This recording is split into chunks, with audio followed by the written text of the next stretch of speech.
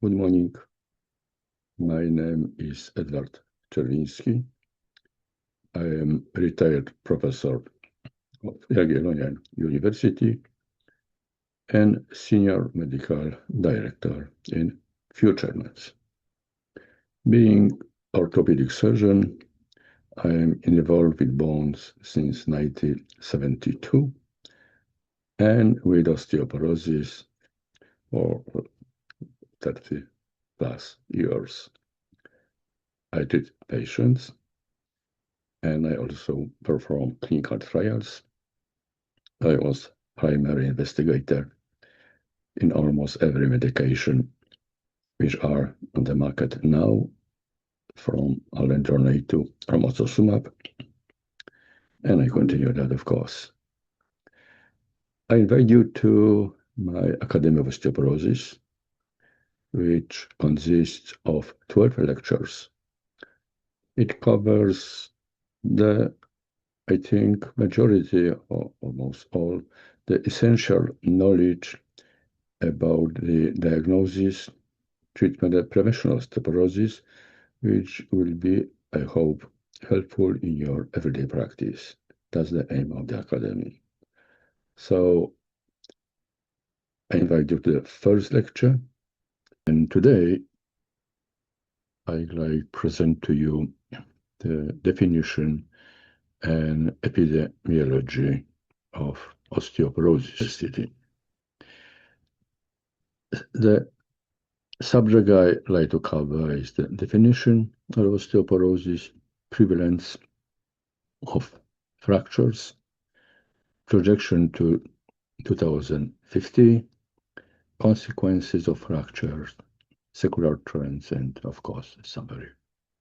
The definition of osteoporosis hasn't changed since 1984, and it's written that it's a skeletal systemic diseases characterized by a lumbar mass, microarchitectural deterioration, and a consequent increase of bone fragility and susceptibility to fracture. And here we have the cross-section of the vertebra, and this is normal bone tissue. We see the trabeculae, and below is the osteoporotic vertebra. So we see the poros from Greek, osteoporosis, and this vertebra is not resistant to the force, and this force is just the earth gravity, and will slowly broke.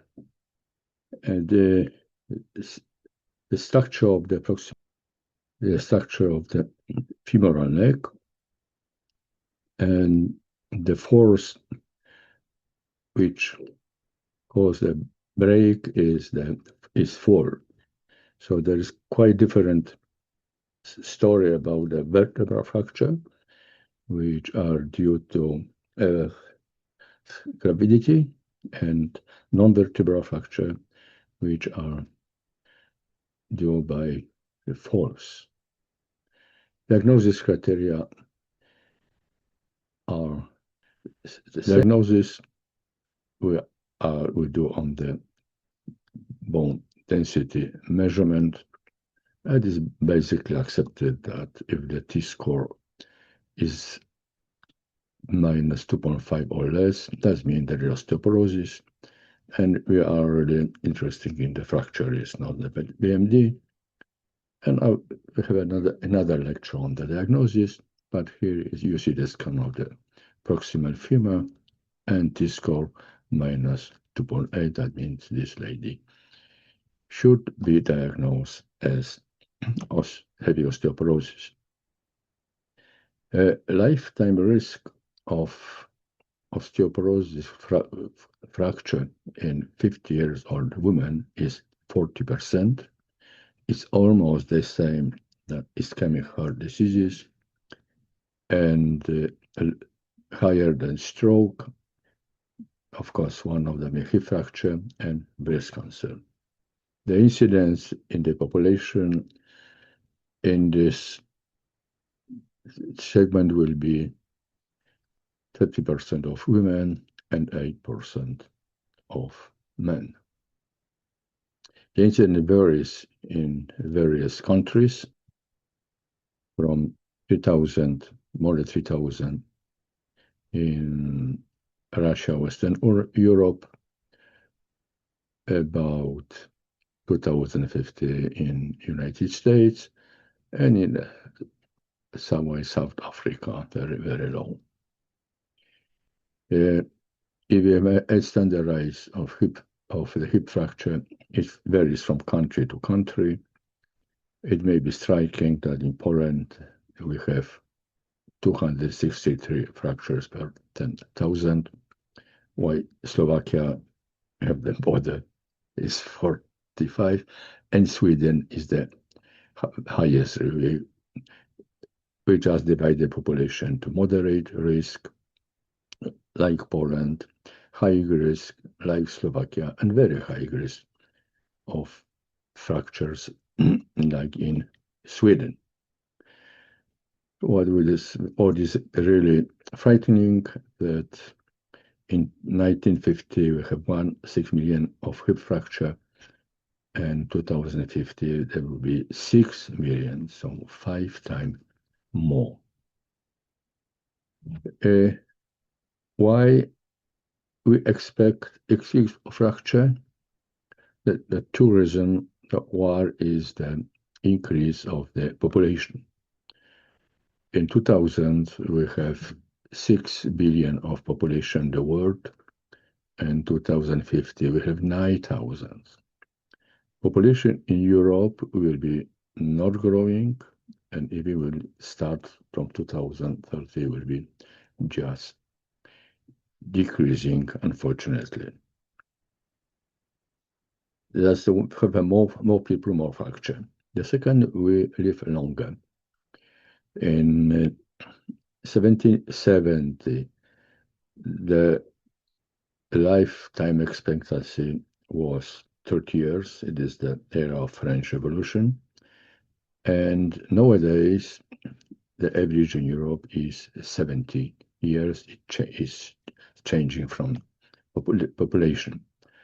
Here we have the life expectancy at birth, and we see the very high 83 in Sweden, and much more low in Poland and Eastern Europe. The highest lifetime expectancy is in Spain, and for women is 86.7. The Europe average is 84, 81 in States, and the lowest one in Russia, 79. Similarly, men live everywhere shorter, unfortunately. So we have here highest in Spain, 81.2, in Europe 78, US 76, and in Russia 68. What means that women in Russia live 70 years shorter, and men even 13 years a lot, isn't it? So why are more frequent? Because the older population, the highest risk of fracture. It is our study from some years ago, and you see that incidence for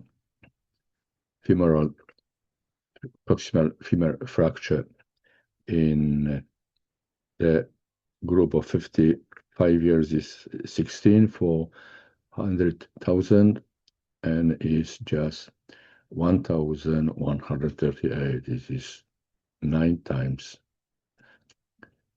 higher. So this if the average year of population is increasing, so the fracture risk increases almost. And then is the percentage of the elderly population, and you see in Europe we have 30%, 14%, 21% in 2025, and 30% in 2050. 1/3 of population it will be very hard to cope with that figure. So what is the projection up to 2050? First, increasing of fractures. In 2017, we have in Europe 2,000,007 fracture, and we will have 3,000,007, and in the world 37 up to 45. Then all of them will increase. In yellow we have some and the fractures, and hip are in blue. It is in Europe. So over this 14 years we watch 23% increased. The problem in osteoporosis are the fractures, and especially the hip fracture, because it induces a dramatic deterioration of quality of life. 50% disability who don't survive, 25 long-term treatment, low independence. What's the most important, that in a year 20% of women and 25% of men will die. And after the first fracture of hip, the next risk of the next one is increased 6 times. The mortality differs in various countries, and this is the mortality due to fracture per 100,000. Lowest in Spain, 72, average in Poland, 113, and the highest in Slovakia, 216.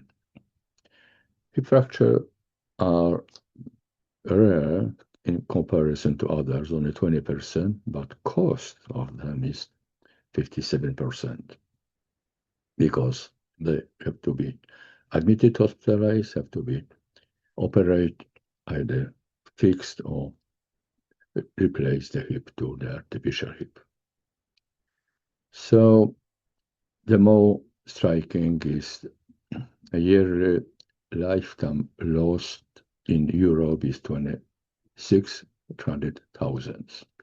That's the years. We have 1,160,000 quality adjusted life years.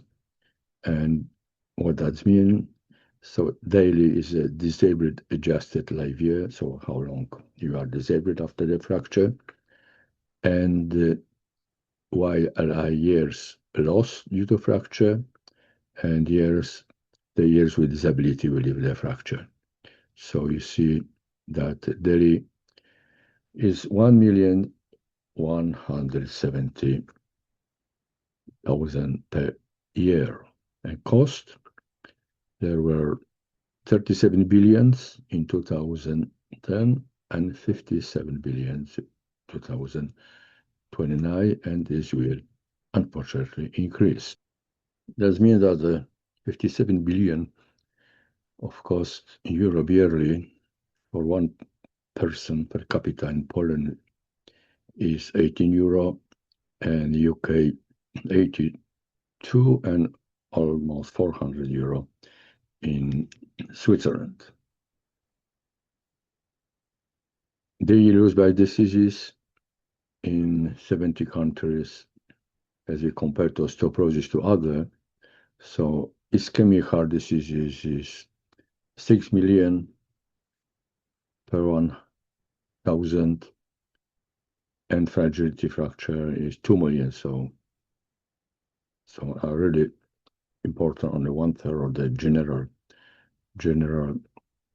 loss of dailies, and much more higher that ischemic stroke or osteoarthritis or rheumatoid arthritis.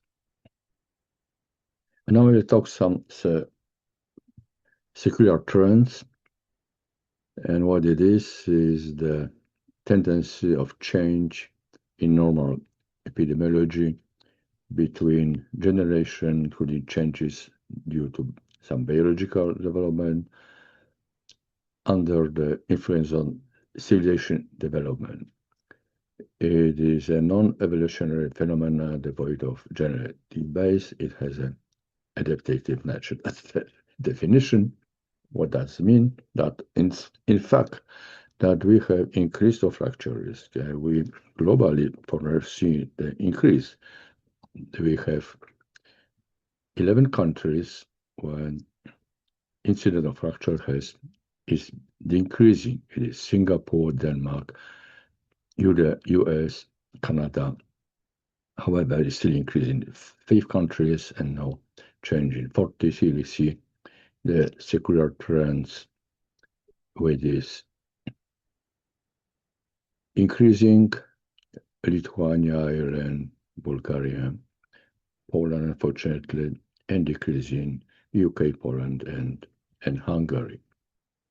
And so this we have secular trend of percentage of fractures in United States, because we could suspect the number of fractures will be increasing. In fact, it is decreasing, and it was due to introducing DEXA testing free of charge and bisphosphonates.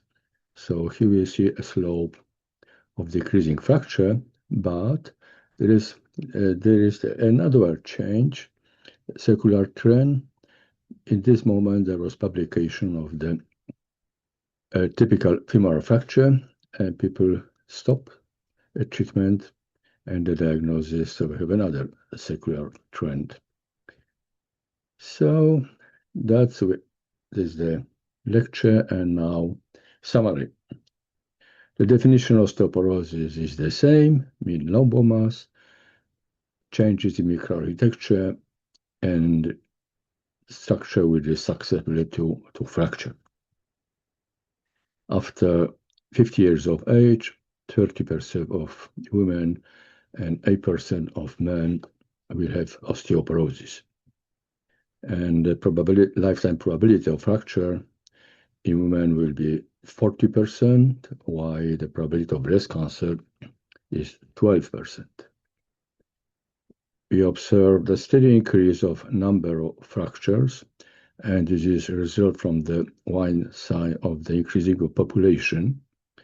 And the population in 2000 was 6,015,000,000, and in 2050 will be 9,074,000,000. And the second is the expansion of the lifetime expectancy. In Europe, in 2010, there were 3.4 million fractures. In 2033, will be 5 million, almost twice. A number of the hip fracture in the world increases from 1950 from 1,060,000, and will reach almost 6,022,000 in 2050. The number of fractures in women increases with age in geometric progression. E.g., in Poland, we observe 16 fractures per 100,000 in the group of 50s, and in the group over 85, to have 1,138 fractures. And the frequency varies in various countries. Will be the lowest in Spain, highest in Slovakia, and perhaps in Russia. The biggest problem in osteoporosis is the proximal femur fracture, because within a year, 20% of women and 25% of men will die, and those who survived 50 will be disabled. Mortality after the fractures is in Europe is on 100,116, and the lowest in Spain 74, highest in Slovakia 216. As a result of osteoporotic fractures, 26 people die, and the loss of daily is 1,560,000 per year. The annual cost of treating osteoporotic fracture in Europe amounted to 37 billion in 2010, and will reach 57 billion in 2029. Reducing the incidence of fracture is possible, and we have 11 countries, including US, UK, Denmark, others, and we observe the secular trends. That means instead of increasing fracture rate, we observe the decreasing. It was, as we compare 2015 and 2019. Reducing the incidence of fracture involves the prevention, diagnosis, treatment of osteoporosis, and especially preventing another fracture, because women who sustain the first fracture has the highest risk of another fracture. So this would be the end of the first lecture. Thank you very much for attending, and I invite you to the next lecture, and I hope you will like it.